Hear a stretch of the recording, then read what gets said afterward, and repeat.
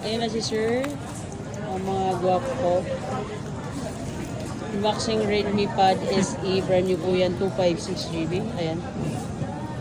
Brand new. Bali ang ginawa namin is trade-in po kami. Nag-trade siya ng Huawei MatePad 2 Redmi Pad SE.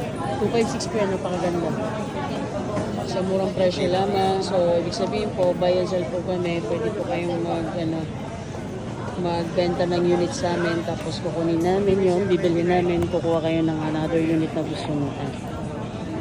Dito lang po yan sa Green Hill Shopping Center, XD7, X-Ray Delta 7. Hanapin lang si Papa Jack or si Nam. Ayan. Yan yung TikTok natin. Ito yung mga page natin. Ito yung laging active, Jack Buy and Sell Trade-in. Ito yung another TikTok, tapos YouTube. Ito yung mga number namin. Lahat po yan gumagana. Tawag lang po kayo pag may gustong bumili. Ayan. May kasamang charger. Original po yan lahat. So may 1-year warranty yan kay Redmi mismo.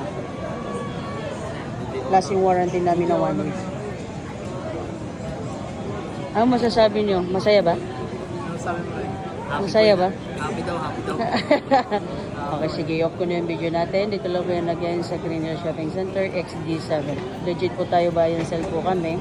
iPhone, Android, any kinds of gadgets po. Alright. Maraming salamat.